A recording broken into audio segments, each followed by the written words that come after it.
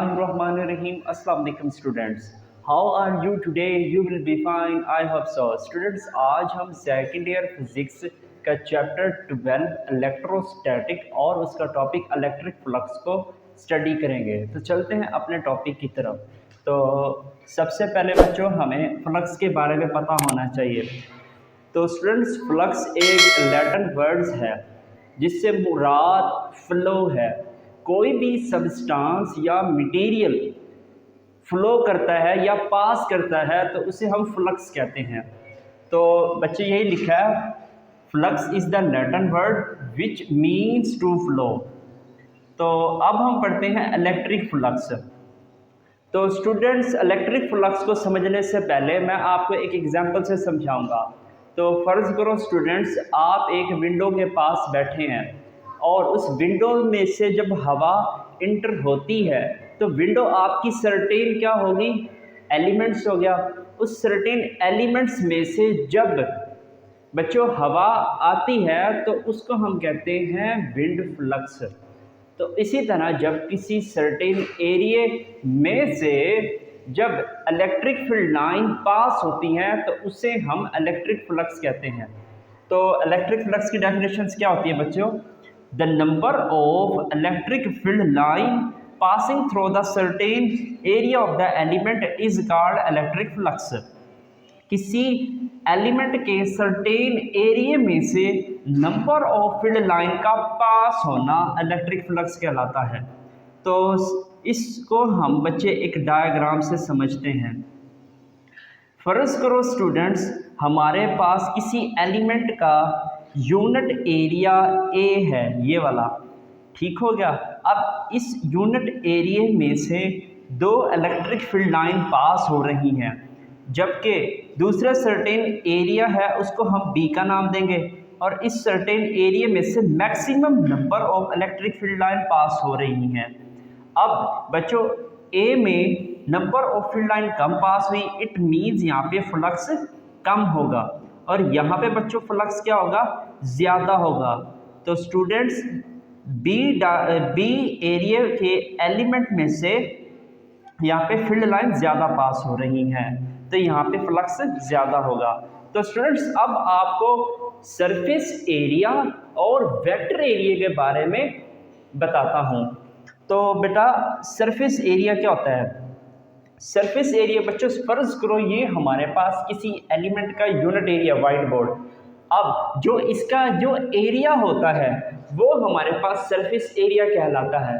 और vector area क्या होता है बच्चों? उस सरफेस एरिया को जब मैं कोई डायरेक्शंस लेता हूँ, इट मीन्स जब मैं उसकी सरफेस पे एक नॉर्मल वेक्टर ड्रा करूँगा तो वो हमारे पास बच्चों वेक्टर एरिया बनेगा। अगर आपको समझ नहीं आई तो मैं आपको एक प्रैक्टिकल के ज़रिए से समझाता हूँ। स्टूडेंट्स, फर्ज करो ये हमारे पास एलिमेंट का सर्टेन एरिया है। अब इस एलिमेंट के सर्टेन एरिया के बच्चों जो ये वाला जो सरफेस होती है तो इसी सरफेस को हम बच्चों कहते हैं सरफेस एरिया। अब बच्चों, वेक्टर एरिया क्या होता है? इस सरफेस एरिया के अलोंग एक परपेंडिकुलर वेक्टर्स हम ड्रा करेंगे और बच्चों वो हमारा वेक्टर एरिया कहलाएगा। अब मैं आपसे पूछता हूँ, तो इस वाइट बोर्ड का वेक्टर एरिया कैसे बनेगा? सर, इसका वेक्टर एरिया अगर आप परपेंडिकुलर एक वेक्टर ड्रा कर दें तो वो इसका वेक्टर एरिया कहलाएगा जो आपकी तरफ होगा। अगर बच्चे वॉल का, अब वॉल का बच्चों क्या होगा, वेक्टर एरिया इसके परपेंडिकुलर जो होगा। अब छत का, तो छत का बच्चे परपेंडिकुलर वेक्टर एरिया ये हो गया। आई होप आपको ये समझ आ गया होगा। तो स्टूडेंट्स, अब आपने एक और बात याद रखनी है कि सरफेस एरिया और वेक्टर एरिया ये दोनों एक दूसरे के परपेंडिकुलर होते हैं। फर्ज करो स्टूडेंट्स, ये क्या है, सरफेस एरिया। अब सरफेस एरिया के वेक्टर एरिया मैंने ड्रा कर दिया बच्चों।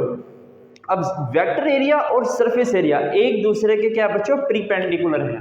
तो यही लाइन मैंने लिखी है, surface area perpendicular to the vector area.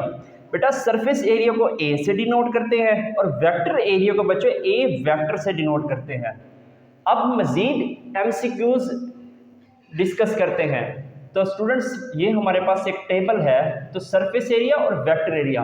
अगर बच्चों surface area X Y plane में होगा तो वेक्टर एरिया जेड प्लेन के अंदर होगा। अगर बच्चों सरफेस एरिया वाई जी प्लेन में होगा तो वेक्टर एरिया इसका एक्स प्लेन में होगा।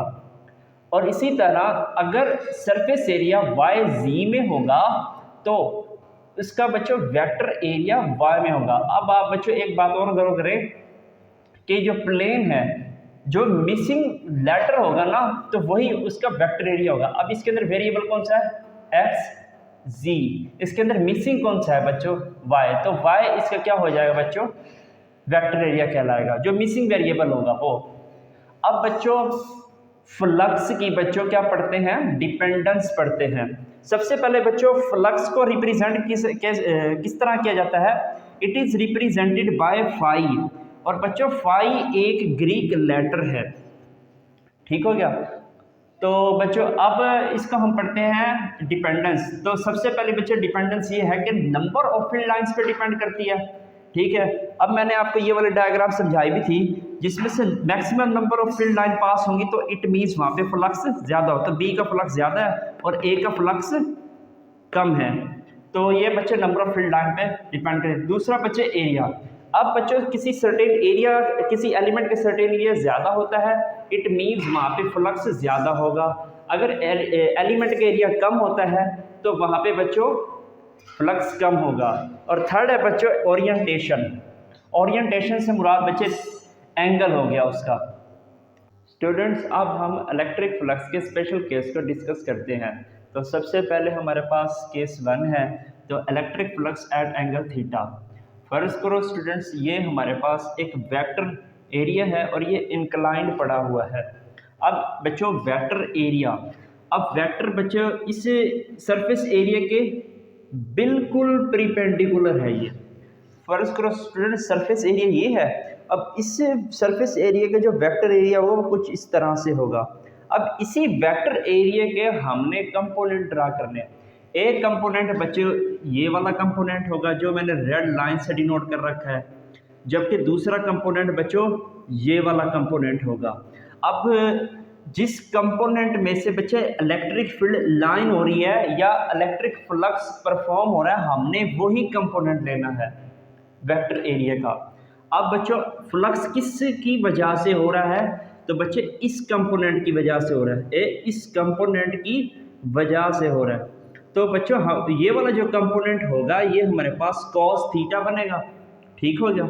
अब बच्चों ये वाला जो कंपोनेंट है ये नीचे वाला ये ए साइन थीटा। अब ए साइन थीटा की वजह से फ्लक्स नहीं हो रहा, जबकि ए कॉज ऑफ थीटा की वजह से फ्लक्स हो रहा है। अब बच्चों इसको मज़ीद आसानी के लिए मैंने आपको इधर एक और डायग्राम मेंशन की है। फर्ज करो बच्चों यही मैंने वेक्टर एरिया यहाँ पे ड्रा कर दिया। अब इलेक्ट्रिक फील्ड लाइन की डायरेक्शन ये है और वेक्टर एरिया की है और इसके बिटवीन एंगल क्या है बच्चों, थीटा। अब इसी वेक्टर एरिया को दो कंपोनेंट में बच्चों डिवाइड कर दिया, एक component A cos of theta और दूसरे कंपोनेंट को ए साइन ऑफ थीटा। जो थीटे के साथ वाला कंपोनेंट होता है बच्चों वो एक्स एक्सिस होता है, ठीक हो गया। वो हमारे पास क्या बनेगा, अगर हमारे पास ये वेक्टर एरिया है ए है तो इसका component A cos of theta बनेगा, ठीक हो गया। अब बच्चे इसी कंपोनेंट की वजह से हमारे पास फ्लक्स होता है, तो हम क्या लिखेंगे, इलेक्ट्रिक फील्ड लाइन और ए कॉज ऑफ थीटा का प्रोडक्ट। अब E A cos of theta bracket मैंने हटा दी, तो flux is equal to E A cos of theta. अब इसके अंदर जो थीटा होता है वो इलेक्ट्रिक इंटेंसिटी या इलेक्ट्रिक फील्ड लाइन और वेक्टर एरिया का बिटवीन होता है। अब बच्चों हमने क्लास में पढ़कर आए हैं ए एंड बी के वेक्टर का जो प्रोडक्ट होता है वो A B cos of theta होता है। तो बच्चों ये ए की जगह बच्चे यहाँ क्या यूज़ हो रहा है ई, और बी की जगह ए कॉस थीटा वैसे का वैसा। तो हम इसको बच्चे इस तरह भी तो लिख सकते हैं ए डॉट बी, ठीक है। तो इसको देखते हुए हम ये लिख सकते हैं ई का वेक्टर डॉट ए का वेक्टर। तो हमें एक और डेफिनेशन मिल गई है, the dot product of the electric intensity या electric field line and vector area is called electric flux. तो स्टूडेंट्स अगर दो वेक्टर क्वांटिटी का प्रोडक्ट हो तो हमें एक स्केलर प्रोडक्ट मिलेगा। दो वेक्टर क्वांटिटी का जो प्रोडक्ट होता है या डॉट प्रोडक्ट होता है वो is always is a scalar product. तो हमारे पास फ्लक्स क्या होगा बच्चे, एक स्केलर क्वांटिटी होगी। अब इन बातों का बच्चे खुलासा एक ही लाइन में मैंने लिखा है, the component of vector area is always taken in the direction of electric field line. इसका मतलब ये है वेक्टर एरिया का वो कंपोनेंट हम लेंगे जो इलेक्ट्रिक फील्ड लाइन की क्या होगा बच्चे, डायरेक्शन में होगा। ठीक है, अब ये वाला बच्चों इलेक्ट्रिक फील्ड लाइन की डायरेक्शन में है और ये वाला बच्चों इलेक्ट्रिक फील्ड लाइन की डायरेक्शन में है। तो हमने ये वाला कंपोनेंट लेना है, बल्कि ये वाला कंपोनेंट हमने नहीं लेना ए साइन ऑफ थीटा, क्योंकि इसकी वजह से फ्लक्स नहीं हो रहा। तो स्टूडेंट्स अब हम केस नंबर 2 डिस्कस करते हैं जहां पे हमारा फ्लक्स मैक्सिमम होता है। तो स्टूडेंट्स अब हम पढ़ते हैं केस नंबर 2 जहां पे हमारे पास मैक्सिमम फ्लक्स होगा। तो ये हमारे पास बच्चों एक सरफेस एरिया है। अब सरफेस एरिया का जो ये वाला एरिया होता है, ये वाला ये सरफेस एरिया है हमारा। इस सरफेस एरिया के बच्चों क्या है, इलेक्ट्रिक फील्ड लाइन तो प्रीपेंडिकुलर आ रही है ना, लेकिन उसका जो वेक्टर एरिया है उस वेक्टर एरिया का तो बच्चों पैरेलल है। तो मैंने यही लाइन लिखी है, when surface area A is perpendicular to the electric field line. ये वाला केस समझो स्टूडेंट्स। फर्ज करो स्टूडेंट्स ये हमारे पास एक सरफेस एरिया है, तो सरफेस एरिया के बिल्कुल परपेंडिकुलर इलेक्ट्रिक फील्ड आ रही है। तो एक तो ये बात होगी। अब बच्चों दूसरी बात ये लिखी हुई है मैंने, इस सरफेस एरिया के अलॉन्ग ये वेक्टर एरिया होगा और इलेक्ट्रिक फील्ड लाइन ऐसे पास हो रही है। तो वेक्टर एरिया और इलेक्ट्रिक फील्ड लाइन के बिटवीन जो एंगल होगा वो 0 डिग्री होगा। तो यही बच्चों मैं फ्लक्स के फार्मूले में पुट करता हूँ, E is equal to E dot A cos of theta. यहाँ पे बेटे थीटे की जगह 0 पुट करूंगा तो कॉस 0 किसके बराबर होता है, 1 के। E डॉट ए आ जाएगा और यही वाला जो हमारा फ्लक्स है ये मैक्सिमम हो जाएगा। अब बच्चों केस नंबर 2 डिस्कस करते हैं, minimum flux. When surface area A is parallel, ये पैरेलल का सिंबल है, parallel to the electric field line इन, या फिर हम ये कह सकते हैं कि when vector area A perpendicular to the electric field line. बच्चों पहली बात समझो, अब प्लेन हमारा कुछ इस तरह से पड़ा है, अब इलेक्ट्रिक फील्ड लाइन ऐसे जा रही है, इसको बच्चे टच नहीं करेगी, इलेक्ट्रिक फील्ड लाइन इसमें से नहीं गुजरेंगी। सरफेस एरिया हमारा क्या है, इलेक्ट्रिक फील्ड लाइन के पैरेलल है, और बच्चों इसके जो वेक्टर एरिया वो कुछ इस तरह से बनेगा और वेक्टर एरिया के बच्चों ये परपेंडिकुलर होगा। तो वेक्टर एरिया और इलेक्ट्रिक फील्ड लाइन के बिटवीन एंगल 90 होगा। इट मीन्स ये दोनों एक दूसरे के परपेंडिकुलर हैं। तो ये cos थीटा के तो cos थीटा में हम 90 की वैल्यू पुट करते हैं, तो phi is equal to E A cos of theta. अब इस थीटा की जगह हम बेटा 90 पुट करेंगे, 90 पुट करेंगे तो ई ए कॉस 90 0 आता है, तो 0 जिसके साथ मल्टीप्लाई होता है जवाब 0। तो ये हमारे पास कौन सा फ्लक्स आ गया, मिनिमम फ्लक्स आ गया। अब केस नंबर 4 डिस्कस करते हैं students. When electric field line inter और लिव थ्रू द सिलेंडर, तो उस वक्त हमारा फ्लक्स क्या होगा स्टूडेंट्स। इस सिलेंडर में से जब इलेक्ट्रिक फील्ड लाइन पास हो रही है तो इस सिलेंडर का जो वेक्टर एरिया है वो ये वाला बनेगा, ये पहले एंड का, और दूसरे एंड का जो वेक्टर एरिया वो इस तरह से बनेगा। अब इलेक्ट्रिक फील्ड लाइन की डायरेक्शन ये है, तो इलेक्ट्रिक फील्ड लाइन की डायरेक्शन ये है और बच्चों वेक्टर एरिया की डायरेक्शन ये है। तो इन दोनों के between angle 180, it means in दोनों के बिटवीन एंगल 180 का बनेगा। ये दोनों एंटी पैरेलल हैं। जब मैं फ्लक्स के फार्मूले में पुट करता हूँ E dot A cos 180 degree, तो उस वक्त बच्चे हमारा फ्लक्स नेगेटिव में आएगा, कॉस 180 -1 के, तो E डॉट ए आएगा। तो बच्चों ये नेगेटिव में मैक्सिमम है, ठीक हो गया। अब बच्चों ये वाला केस डिस्कस करते हैं। लिव इलेक्ट्रिक फील्ड लाइन बाहर की तरफ जा रही है, ये हमारे पास इलेक्ट्रिक फील्ड लाइन होगी और ये वेक्टर एरिया की डायरेक्शन होगी। अब फार्मूले में पुट करते हैं, तो इन दोनों के बिटवीन जो एंगल होगा वो 0 डिग्री होगा, तो E A cos 0 डिग्री।